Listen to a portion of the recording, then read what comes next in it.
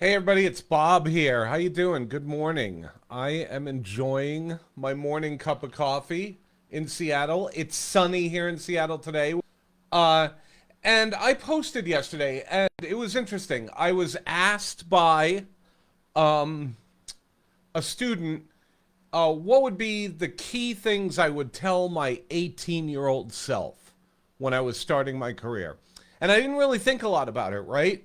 I just kind of posted and I said this: ambitiously and relentlessly pursue the opportunities you want.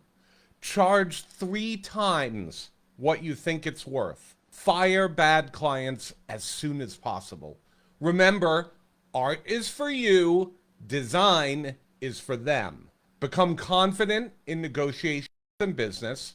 Remember the voice in your head that is whispering, "Now, not now. You aren't good enough. You should wait." That should be forcefully ignored. Do the hard part first. If something scares you, run toward it. And whenever possible, help others and teach what you have learned. I had no idea this was going to blow up the way it did. I ended up just on a whim sharing what I had texted this student when she asked.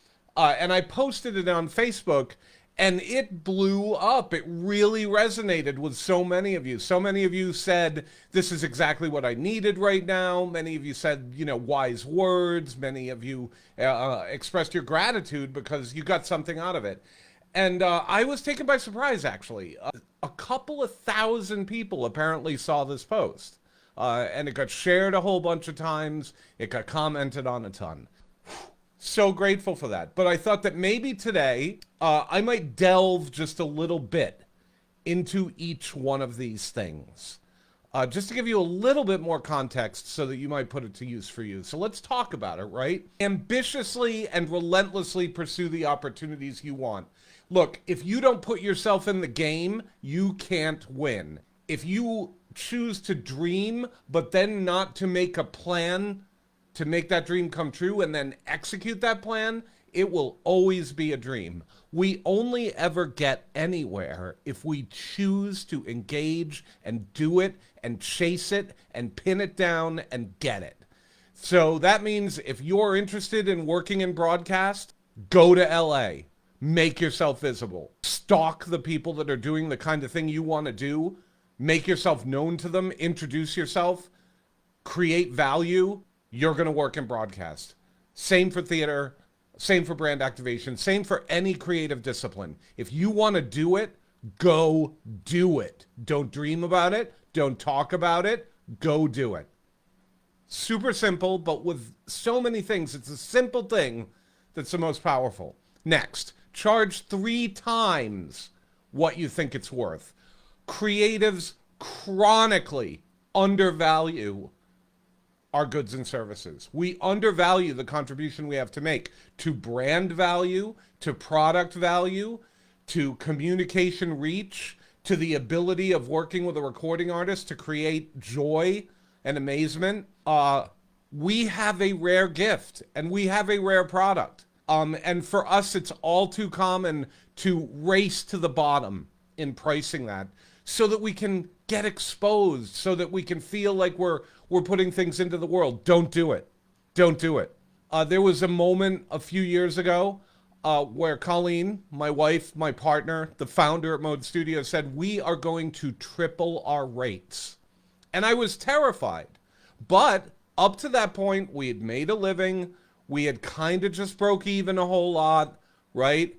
But we had never really been a really profitable company. We had never really had the ability to make enough revenue that we could actually plan the way we did business as opposed to react. Charge 3 times more.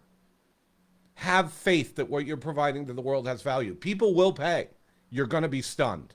Okay, next. Fire bad clients as soon as possible. We're not supposed to work with everybody. Sometimes we get into a working situation and it becomes clear that maybe the people we're working with aren't going to play by the rules that are set out. They're not going to be able to work together with the agreements that were established at the beginning. It is very important to not waste your time with clients who are not going to experience your maximum value. They need to be set free so that they can go find the solution that's going to work for them because it's not working with you. So do them the gift of cutting them loose. Okay, remember, art is for you, design is for them.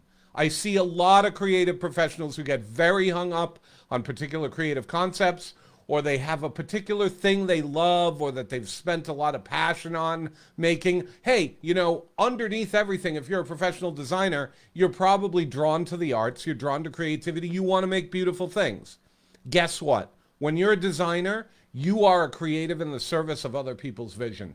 Don't get hung up on yours. I do my best work when I can get my ego and my head right out of what I'm working on for a client and try to be in their head and get to what they want. And oftentimes that's not what I think. So I highly recommend that as well. It can really let a lot of pain out of the process. Okay, become confident in negotiations and doing business. I know a lot of us feel blocked about this, right? We're like, oh, I'm a creative. I don't know. I'm really hard at having difficult discussions. I'm not good at it.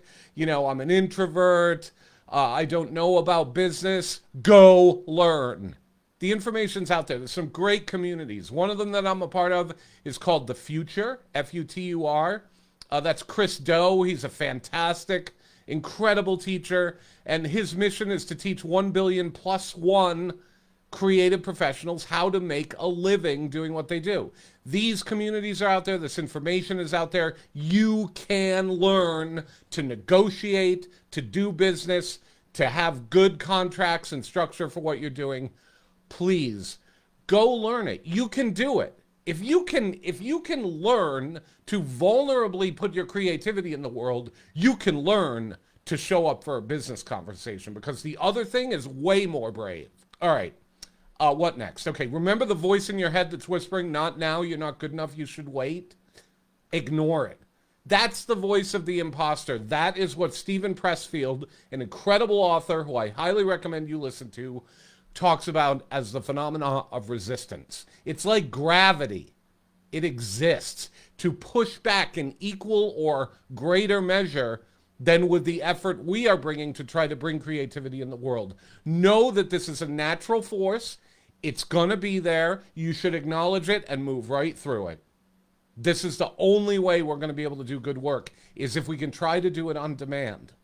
And doing it on demand demands that we ignore that voice, the voice of the imposter. Okay, what's next? Do the hard parts first. That Seth Godin taught me. It's one of the first principles in his Alt MBA program, and it boils down to this. The hard part is usually where the greatest value is.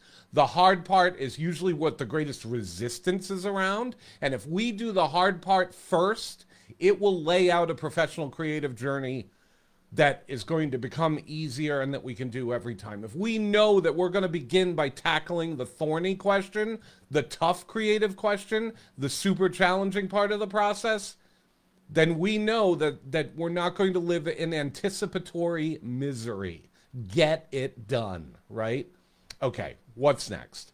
If something scares you, run towards it. Oh my God, it's such a reliable compass for me. If I'm nervous, if I have reservations, if I'm even fearful about doing a certain thing or putting a certain thing out there or suggesting a certain idea or whether or not that's an avenue I should pursue, that is reliably exactly what I should do. Fear is like one of the greatest indicators of exactly the thing I should be focusing on, because it's only when I stretch past discomfort into the zone where I'm not comfortable that I grow. And that also I'm able to do extraordinary things for my clients. So use fear as a tool and dance with it. That's what Seth taught me, dance with fear. Okay, whenever possible, help others and teach what you have learned. Here's another thing I've learned. I've learned it in the rooms of recovery. I've learned it in a 35-year professional career. Be of service. Teach people.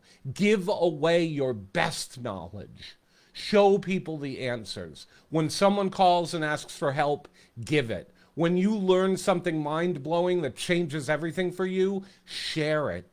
It's in this way, it's in this act of putting good, creative, productive, generous energy into the universe that we become open for its return to us. So I just wanted to today speak to that post, talk to you a little bit more about each of those things and what I meant by them. And, I could go deeper into them. So let me know what you think. Comment on this video and tell me which one of these things would you like to know a lot more about or to discuss a lot more. I'm going to be doing that here on Facebook. I'm going to be doing it on my YouTube channel. And most recently, I'm starting to show up on Clubhouse and talk about these kind of things.